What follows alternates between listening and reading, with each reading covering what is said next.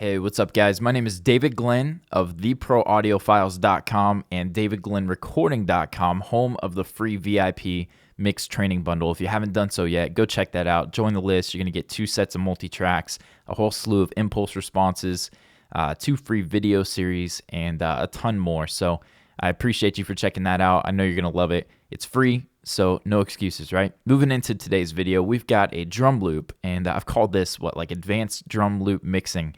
Not quite sure what to say about it, but I've got a process that I went through for this mix that I'm doing for the mixacademy.com, and I felt like it was worthy of a specific tutorial video for the Pro Audiophile. So I've got a loop here, and I'm going to play you, maybe I'll solo the loop, and then I'm going to break down and show you what I've done. I've created a kick from the loop, and then I've done a ton of processing to get this to kind of come forward and shine in this particular mix. So here's the loop by itself.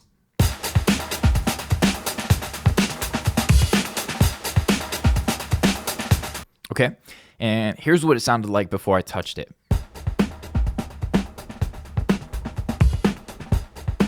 I'm going to boost the volume.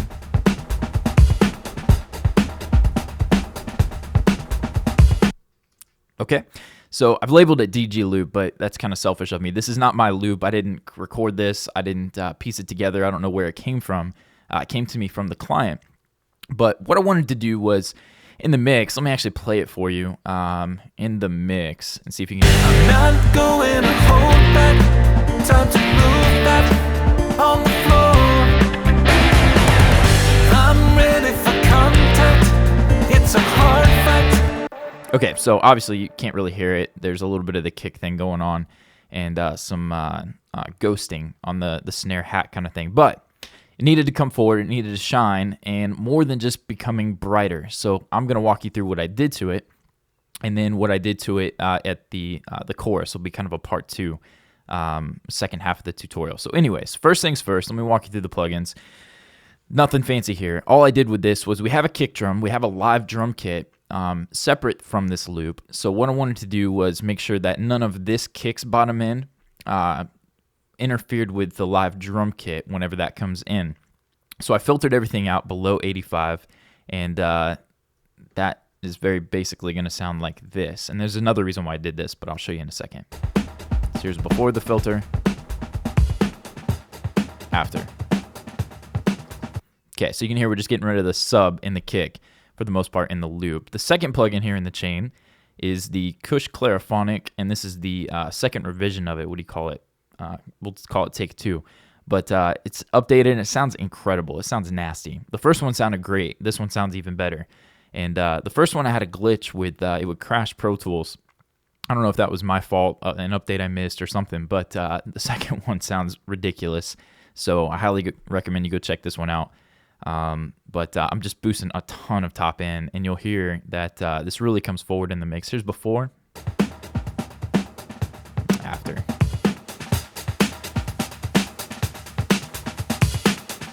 Okay, so a ton of top end. You can see I'm using the clarity, the shimmer setting, and moving on from that, I felt like it just needed to be smashed. I just wanted to smash the loop to my taste. I felt like, I wasn't going to go parallel so much, but I'm going to show you one of my new favorite compressors to bring this forward. I smashed it, and then I blended in some dry and parallel. So let's check that out. Here's before, after.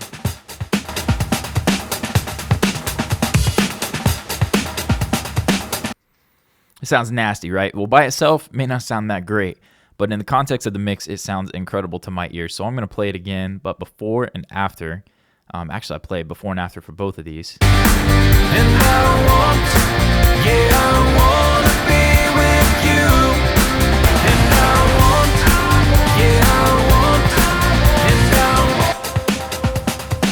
Okay, so you can really hear that loop is a big part of this song.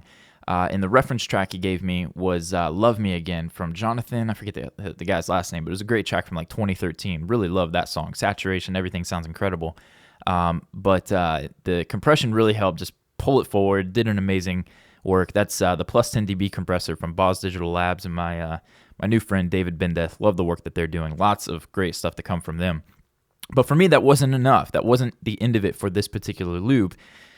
because I felt like it needed to be controlled a little bit more. So the low end for me, if you listen real carefully, let me bypass the clariphonic for now, just so we can hear the low end. Focus on the lows. If you're on smaller speakers, a laptop, your phone, you're probably not going to hear this very well. Put you in some buds, some headphones, or a speaker system, possibly even with a sub. But listen to the way that the low end just kind of sustains and fills out. It's almost got a tone to it where it just kind of resonates.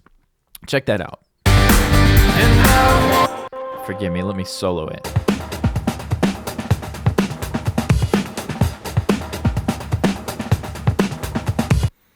Okay, it's just doing something that I don't really care for, and I want to tighten that up. We've got enough washy top end that I wanted the bottom to be a little bit clearer, a little bit more articulate, punchy, whatever the word is you want to use. So here's before and after with the Isotope Multi-Band Transient Designer. I'm just sucking out pretty much all the low end, below 100 and what is that, 190. I'm blind as a bat. Give it a little bit of articulation, a little bit of the transient back with the attack, but for the most part, I'm just pulling out that sustain from the bottom end. Here's before. After.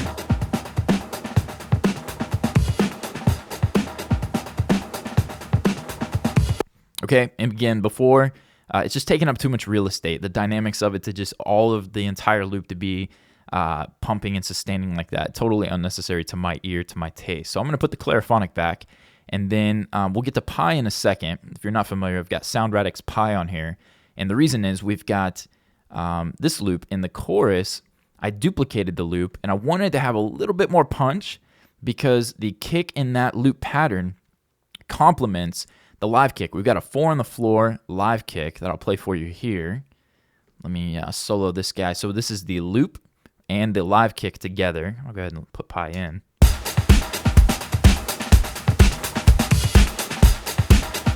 Okay, without that live kick. Okay, so the groove lies in the loop. The live drums are really just holding down a straight beat, and they really complement each other well. So what I wanted to do was I wanted to keep the live kick, but I wanted to create a new kick for the loop that was a little bit punchier and fit better with a live kick. So I'm blabbing, but here's what I did. I duplicated the loop track, and I took it out at the pre-chorus, but I made it to where it comes in only at the actual chorus. And there's a lot of processing to get this one done. I probably could have just copy and pasted samples throughout the pattern here and been totally fine, a kick sample or something. But I was experimenting, I was having some fun, and might spark some creativity for you. So let's take a look at what I did. The first thing that I did was I took the loop, just to prove it's the same loop. Let me show you. Here's bypassed. Pull that kick out. Here's everything off. Cool, same loop, right? And I just took out the top end, so everything above 100, 120, 119 is gone. Okay, so now we have the sub, and we have just what's going on with the kick. After that, I went over to Alloy. Love this thing. The Multi-Band Transient Designer, and sucked out the sustaining bottom end. And we get the punch, the attack from the kick now. I'll bypass it again.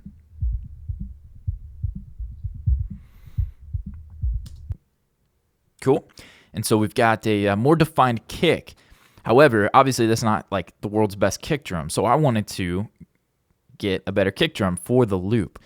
I've got drum leveler on here, and what I've done is I've set a high threshold and a low threshold. Probably need to do a tutorial all about this plugin because it's ridiculous. I've been using this a lot on loops, hi-hats, snare drums, all kinds of stuff. It's really great. More on that later.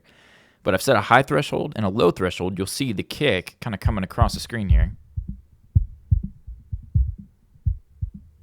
And if I bypass it,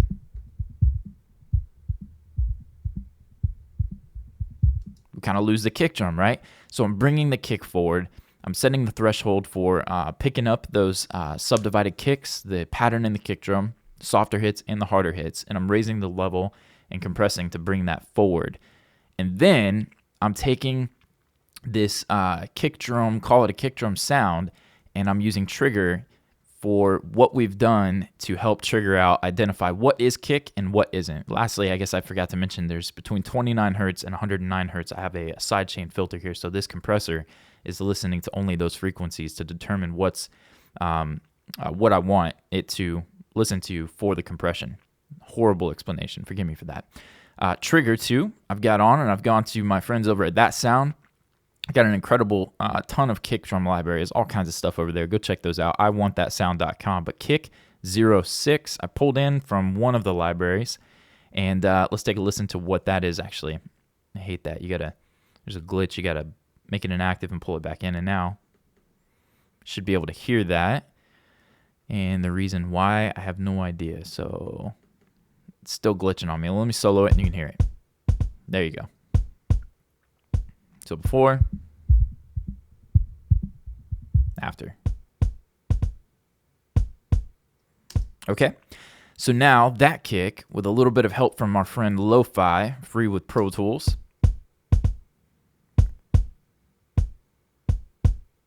Okay. And pi, to make sure that the low end from this kick, the low end from the loop, and the low end from the original live kick play nicely together. That is helping them with phase coherence. And then that's not all, but I'm going to hit play for you and show you where we started. And these two right here. Forgive me. Here's where we started.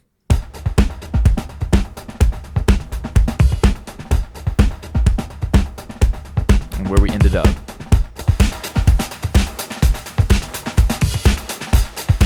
And without the kick we added, could have snuck that in a little bit sooner. Here's with the kick, and then I'll take it out so we can feel it.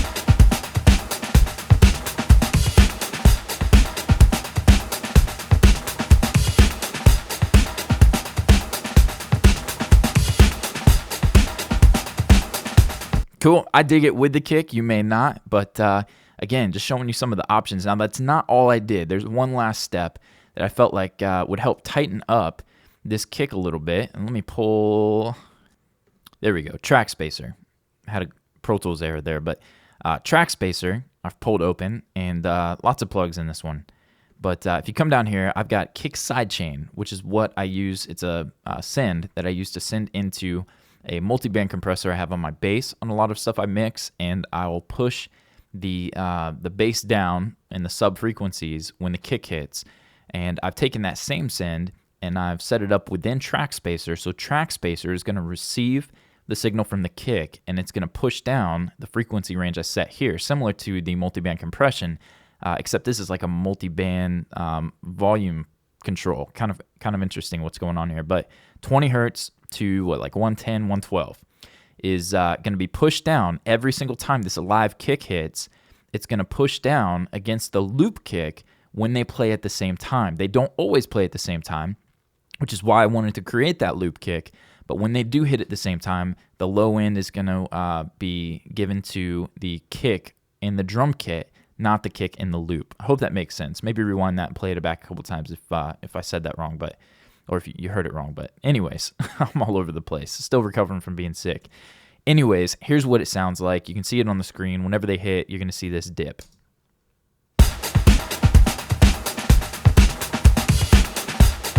Without it,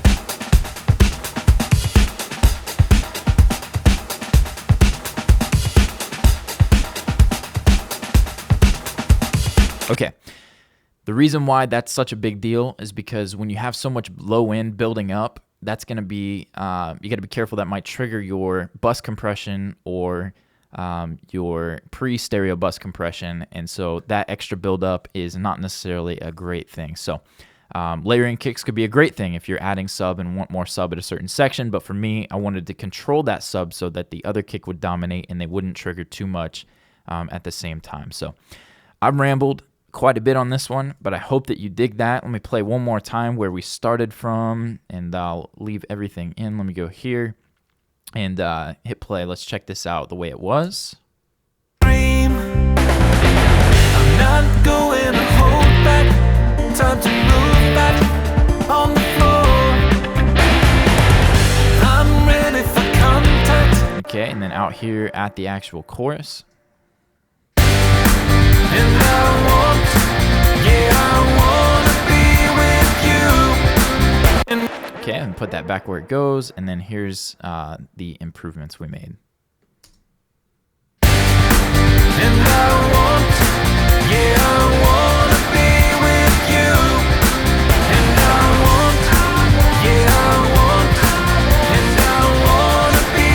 Very cool. I hope you enjoyed that. DavidGlennRecording.com, theproaudiofiles.com. Tons more to come. We'll catch you in the next one. Thanks, guys.